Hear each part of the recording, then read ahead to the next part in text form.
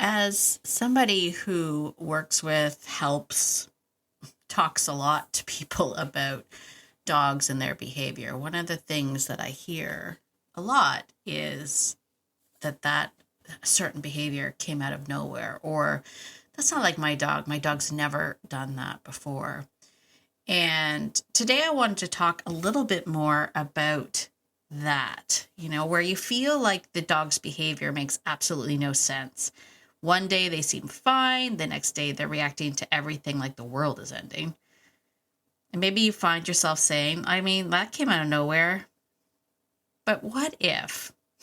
What if it didn't?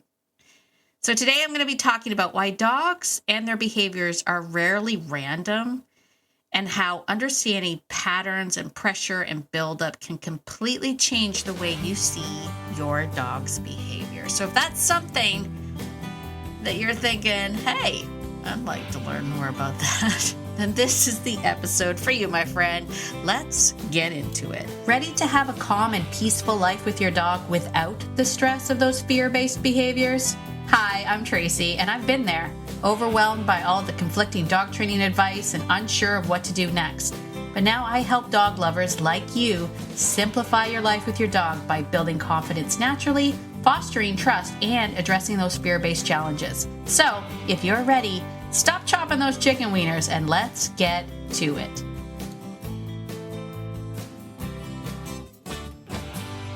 Hey there, friend. Are you somebody that's constantly trying to figure your dog out, but no matter how much training advice you consume, things still feel unpredictable? Like your dog reacts differently depending on the day. Progress feels inconsistent, 1 step forward, 3 steps back, and you're constantly wondering if you're missing something. That feeling can become exhausting really quickly. Because when you don't understand the why behind your dog's behavior, it's really easy to start feeling frustrated and disconnected, or even feel like you're failing. And that's exactly why I created the Fearless Framework. It's my online program to help dog lovers like you, to help you stop reacting to the behavior at surface level and start understanding the patterns, the pressures, the fulfillment, the emotional processing, driving the behavior from underneath. And once that starts making sense to you, everything changes. So if you're ready to stop guessing and start feeling more confident with your dog, come and join us inside the Fearless Framework. I will share all the details in the show notes. Go to beyondobedience.ca/fearless, and I'll see you there. Well, hello, my dog loving friend. It is Tracy. Welcome to Beyond Obedience, the podcast. Super duper welcome. If you're brand new. I don't even know what button I hit. What button was that? Hopefully it was something positive. I will tell you flat out. I'm struggling a bit today. This isn't normally the time of day that I do this. And the sun is in my eyes. It's in my eye. I should have wore a hat. That was dumb. I was like sitting there going, why haven't I put curtains up? But see, I put these plants up, and I love the plants. They're hanging in the window. They're enjoying the sun. I, on the other hand, can't see anything, so I'm just randomly pushing buttons. Hopefully that button didn't offend you. All right. Drink of water. Let's get to this. What are we talking about today? What are we talking about today? Oh, we're talking about patterns. I will say that, when it comes to dogs and understanding dogs, one of the things that really started to change my overall ease with dogs was the idea of starting to notice patterns and to notice the subtleties of things. And I'm going to be honest with you, we're going to talk about it today, but there are going to be times when you don't really know what you saw, but you got to kind of jot it down. Are you a journaler by chance, friend? Are you a journaler? I wish I was a better journaler. Journaler. Wish I was better at it. I do highly recommend it. Especially if you're someone that's working on something, there's something that you want to see or a behavior that you're struggling with. I do recommend journaling, and here's why. And I mean journal even the craziest things, like everything, because There are so many associations and patterns and little subtleties that we humans just don't pick up on. If you heard my previous episode about Gunther and the association that he made with the harness, um, with the harness, you would know that dogs pick up weird sort of little nuances, and they make associations, and they build on certain patterns, and they're rarely, like, dogs are rarely random, right? When people say this behavior came out of nowhere, or he was fine yesterday, or sometimes she reacts and sometimes she doesn't, I hear that a lot. Like, I can't ever predict when he or she is going to explode. Like, some dogs she's fine, some dogs she's not, some people she's fine, and we're always like, it's that unpredictability of it makes it really, really challenging. What it does is it doesn't allow us as the humans to relax, right? That's what it comes down to. It keeps us hyper vigilant, but we're not necessarily noticing the things that we should be noticing. Okay. Humans notice the explosion, right? We will, in our brain, look at all of the things sort of immediately before and after the explosion. We'll think about, and we'll look at the dog. That's the other thing. We'll look at the dog. What did my dog do? Was my dog's hackles up, and were they staring, and were they doing all the things? But see, dogs experience the environment. That's a big gap in understanding for us, right? While we're busy looking at the dog is evaluating the environment. They are experiencing the buildup of tension. They're experiencing accumulation of stress or pressure. They have emotional loading of different things and environmental patterns, right? We tend to notice the behavior last. Like, we notice the thing at the end of all of that, but we don't take notice of all of those other little nuances. And I've talked about, like, threshold stacking before. I've talked about this idea that all dogs have the ability to react. All dogs have a bite threshold, one that if you push them too far, they will resort to biting. Even the nicest, sweetest dog in the world has a threshold. It takes them longer to get there, but they all have a threshold. And I've spoken about this before, this idea that, the stress accumulates on them and the emotional load starts to weigh on them. And then the tiniest little bit of pressure seems to have them pop off, but we didn't recognize the other things. And some of the examples are things like a bad sleep, or a busy environment. Let's say you have a lot of guests over in the morning, when the dog normally is used to resting, and there's a lot of stuff going on. An interaction with another dog earlier in the day, even if that interaction didn't amount to anything, or so we think, right? Tension on the leash, or the owner's stress, right? I talk about that a lot. We have to be aware of our own emotional well-beings when we're talking about helping our dogs. But patterns are often really, really subtle. And here's some of the things that, perhaps we don't necessarily take into consideration when we're talking about all of the things that can accumulate, or the patterns that happen with our dogs. Think about things like time of day, location, the anticipation of something, movement. Lots of dogs in the podcast where I knew I just don't have it right now. Where I knew I just don't have it right now. I legitimately don't have what it takes to do this. Routines being out of the norm. I mean, we're coming into a new season, and that season can mean changes, especially if you're somebody that, let's say, you still have kids that go to school. And now they're ending the school year. You're going to be moving into summer, the lazy days of summer. But the dogs now have the more, like the kids are at home now, and there's more playtime and energy and all of that stuff around that, and associations that they make around that. That change, that is a stressor. I mean, I'm not saying it's a bad stressor, still a stressor, right? Let's keep in mind you can have good and bad stress. But it's still stress. It's still a change. It's still a difference or an association that they have to adjust to. And behavior starts making a lot more sense when we can actually zoom out and observe all of that, right? That's where things get really, really interesting. The reason why I was asking whether or not you're a journaler or not, oh my gosh, I should take a picture of me right now. I'm literally doing this podcast with my eyes closed. I have hats somewhere in here. Can I get, maybe I should wear a hat. This is ridiculous. I really am not prepared. I gotta take a drink. So professional here. I'll just hold there. Actually, I'll hold my hand over my eyes. There we go. Where was I talking about?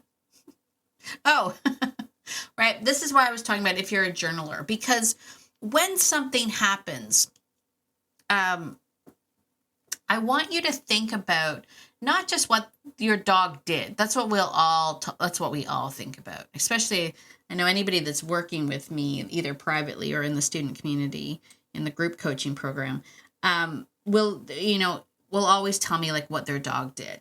The dog lunges, the dog jumps up on its 2 feet, the dog does all of these things.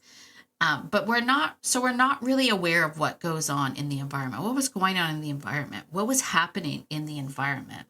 Because that's what your dog is aware of, right? The more you become aware of the environment and the buildup and the patterns, because there's going to be some how interesting. You're going to find how interesting my dog seems to do this only late afternoon. I wonder why. I'll tell you something really cool. That also happens, and people maybe don't even think about how, like the nuances of how dogs navigate the world. Did you know that shadows cast on the ground cause the dog to have different threshold experiences? Meaning, we think about thresholds as like, doorways and whatnot, from like inside to outside. But believe it or not, dogs also see thresholds as a shadow on the ground. From dark to light is also a threshold, right? You have to always sort of anchor back on this idea that dogs are rooted in survival. So how the world looks when it's sunny out and there's shadows and movement of shadows and all of those things is different from, let's say, a cloudy day. How the dog navigates the world when the barometric pressure is a certain way. You ever notice like dogs that are nervous around thunderstorms will start to act differently sometimes a day before the thunderstorm even comes. And that's because they're responding to the environment around them. It's changing. And that change is going to change how they feel about things. And even though we might know from our weather app that, we're expecting a thunderstorm later in the day, our dog might start to preemptively become more anxious or a little bit more unsure or whatever that happens to be, in the morning. And then we see the dog's feeling a little bit tense. The dog's now popping off a little bit more. When we start to notice those things, when we start to become vigilant, not hyper vigilant, like, let's be real. I don't want you to be out there like, what was that little thing? But start to be more aware of your environment and the things that are happening. Like the awareness of, the dog and the environment, the buildup and the patterns. The more you're aware of these things, less random the behavior feels. And the more changes or steps you can take to navigate those changes quickly. Oh, I had a thing come up. What happened? Did it pop off? It did. Oh, no, it's still going. Oh, gosh. I had a warning that came up that said my thing stopped working. I love it when it does that. Okay. So the more that you can be aware of those kind of things, the better. Because as I've mentioned before, the thing that keeps us in this heightened state of hypervigilance, that tense state of constantly we're seeking and searching and wondering where the next thing is going to pop out from and that's going to make our dog blow up. The more we become aware of those things, the better we are at navigating them ahead of time, getting ahead of them, sort of the thing. As I mentioned in I don't know when it was, a few episodes ago, that we're always behind the dog. We're never really with the dog. We're always behind the dog in the behavior because we're so busy looking at the dog and we're not busy looking at all the other things. This is the same kind of things. Dogs don't behave randomly. And the moment that we start recognizing that and we start realizing that we have to be a little bit better at picking up on those patterns and those subtleties, the better. I personally, there's so many times where I'll get someone that says, my dog did this, this, this. Why do you think that is? And I'll go, I don't know. But I would write it down. And I'd write down everything about that moment. I would write down the time of day. I would write down any differences that happened in that day. Things that we don't think about, was your significant other there? Were the kids home? Was there a storm coming? Was the TV playing? What was on the TV? You can start to become sort of investigative, not in a weird sort of freaky way, but in the way of what were all the little things that were happening there, and you write it down. And then, and the next time it happens, you do the same thing. Well, my dog popped off again, or my dog went charging at the window again, and blah, blah, blah, blah. What was going on? What time of day was it? What was the weather like? Who was there? What noises were happening? All of those things matter. And I will say this would be a great use of, I know some people are going to say that they don't like AI, and I get it. But I will say this would be actually a great use of AI, because you could then take all of these observing things and be like, can you pull out the common thing that is happening right now for my dog? Can you pull out what is the common thread between all of these things? How many times does it happen in the afternoon? How many times does it happen in the morning? How many times does it happen when people are home versus when nobody's home? How many times, you could start to use, some computer help to pull out those patterns so that you can pick up on them, so that you can start to analyze them. And then you test and you play around. You play around with those things. I will tell you, I have had opportunities where people, oh gosh, what was it? I'm trying to think of what it was. Oh, I know exactly what it was now. Now I remember. We did this with a client and found out that it happened to occur after they had just put in a brand new smart home system, for whatever smart home. I don't have a smart home. I'll tell you that my home is lacking in smartness. But someone had put in one of those smart home systems, right? Where you can, I don't know. I don't even know how it works. I was going to say you clap on and clap off. That's old technology. Clap on, clap off. That's how old I am. I think you say things like house, heat yourself up, or me just making it up. I have no idea what a smart home is like. Never been in one, don't know. So, don't have one, never been in one. But maybe someone can tell me if you have one. Anyway, my whole point, I've gone off track here. My whole point is they noticed that the dog's behavior started changing after the smart home technology went in. And it turns out that technology was emitting a low-grade sound that was making the dog crazy. Can you believe it? So that's what I mean to say. We don't, especially with all the crazy technology and everything going on, it could be something as simple as that. But know that, behavior isn't random. Now, here's what I do want to say as my caveat, and I probably should have said it at the beginning.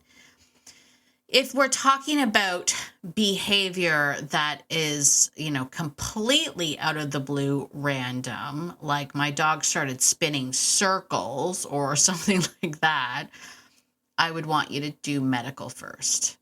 Okay. Always, always, always rule out medical when we're talking about, an extreme behavior change like that. But this is more when we're talking about my dog's reactivity, my dog's anxiousness, my dog's unconfidence, those kind of things. Things that happen, but you just can't seem to figure out when it's going to happen. That's what we're talking about. If we're talking about something completely out of the blue, crazy, then yeah, rule out medical first. But it is stuff like that. So I would be taking in, just think about all the things. Just sit down, close your eyes and be like, what were the things that happened that day? What were the things? What was the stress load for that dog that day? The dog's day started off completely normal. Was there a delivery that wasn't expected? Was there guests that came over? Those are really obvious things. But, was there workers working at the house 2 doors down, 3 doors down, a block away? This is what I'm saying. We always just assume of dogs sense the things that are happening right here and now. Dogs can smell things that are a gazillion miles away. That is not an accurate data. Obviously, I'd have to check my sources, but I'm pretty sure to make my point, they could smell real good. So they can smell things a gazillion miles away. And so there could be a change in that. There could be a change in the atmosphere. There could be so many things. And you're thinking, well, Tracy, if there's so many things, it seems like unbelievably, how am I supposed to figure it out?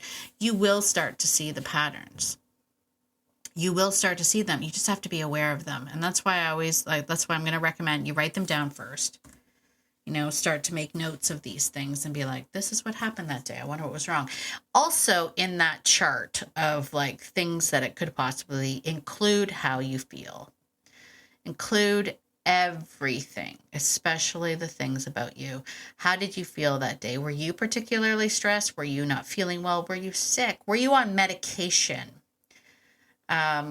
All of those things will matter, especially if you're someone like me that has a very, very deep bond with the dogs, right? I have a very deep bond with the dogs. When I am not doing well, my dogs become more needy. They hang out with me more. They tend to want to lay with me. They tend to want to put their paw on me. I always look at it like they're shh. You take all of that, you just shush.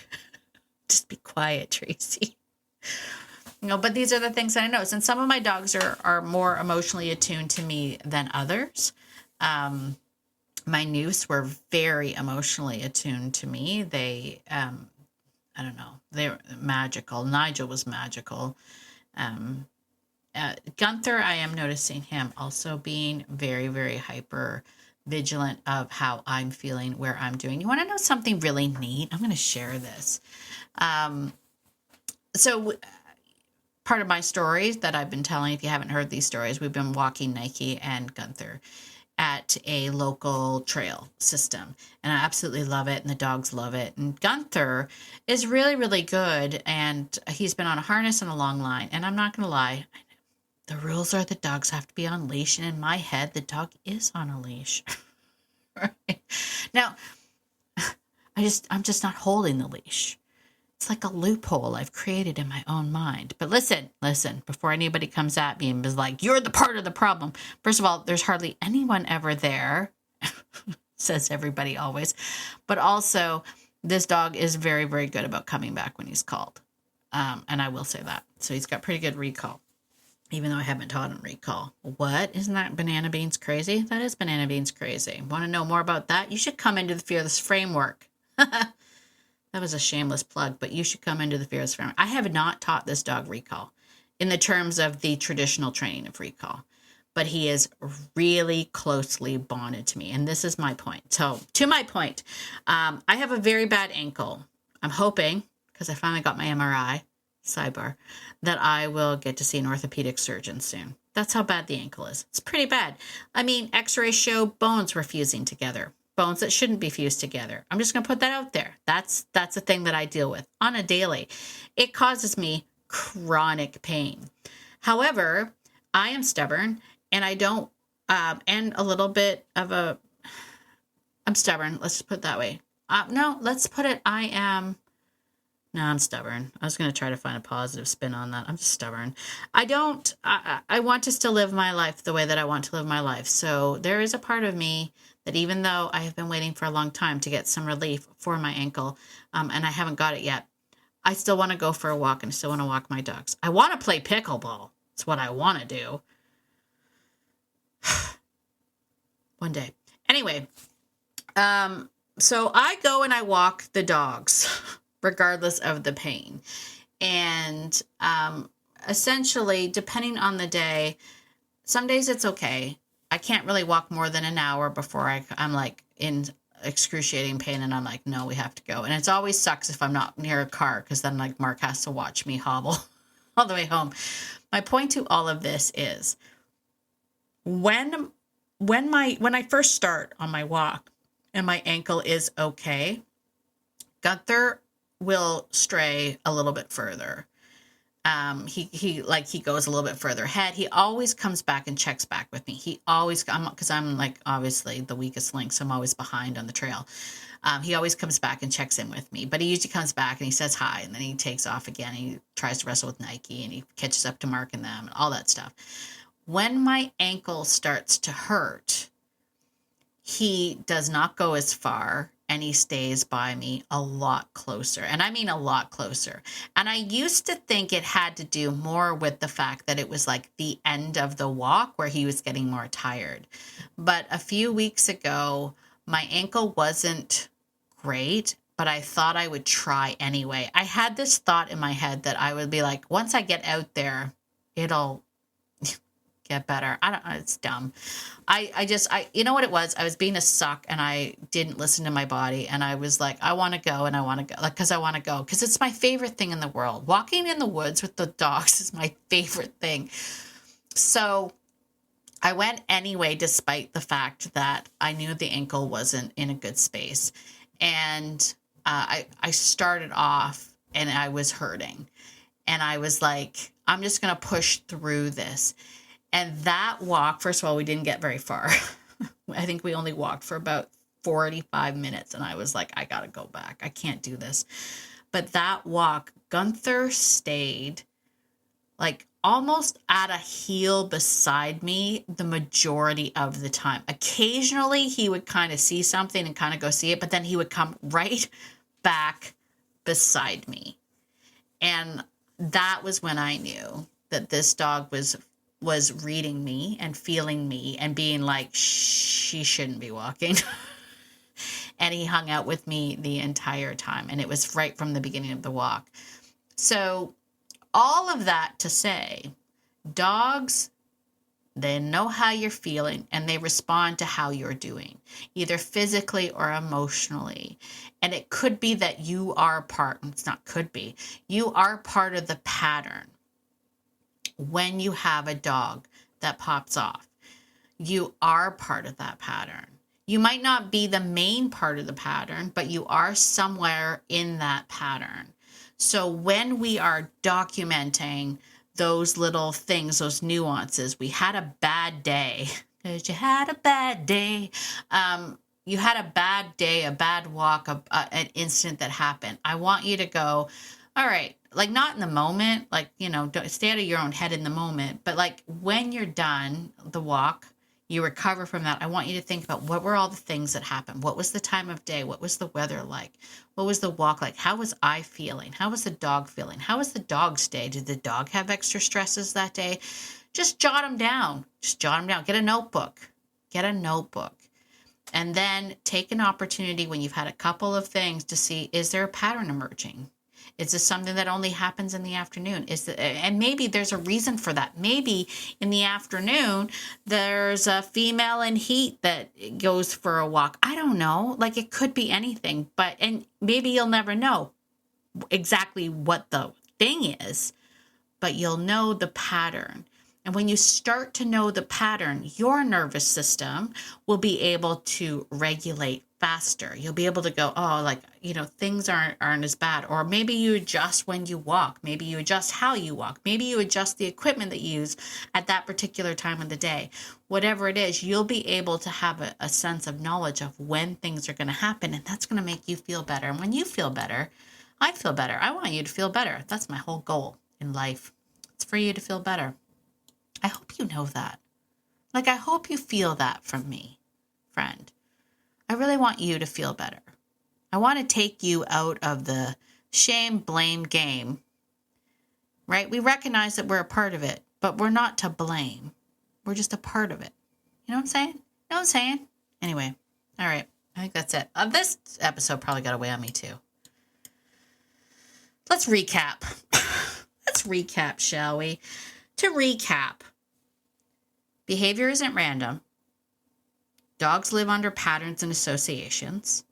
We need to be more aware of those patterns and associations. And while we may not know the complete answer, just taking the time to recognize the things that are going on when a setback happens, and then jotting it down and eventually analyzing it, you might start to pull out patterns that you can start to feel more comfortable about as you move forward. Does that make sense? There you go. I gotta go. The sun is in my eyes. The sun is in my eyes. All right, I think that's it. Listen, if you like that sort of thing, I would encourage you to come over and hang out with us inside the Fearless Framework. That's my 12-month online program for dog lovers like you, where we talk about all of these things. You want help figuring out some of this stuff? You don't want to do this alone? Come and join us over in the Fearless Framework. Great community. The program is going to be getting better as we go. I'm updating things as we not right now, I'm talking to you right now, but as we speak, I'm updating things and we're adding new things. It's always growing. I'm really excited about it. You should jump in now. Now's the time to get in, friend. And if you don't mind, give me a 5-star written review on Apple. Really helps push this podcast out to more and more people like you and me. As always, my dog loving friend, get out there today, and be the person that your dog thinks you are, because your dog thinks that you are amazing. And so do I. Have a fantastic day, and I will see you in the next episode. Bye for now.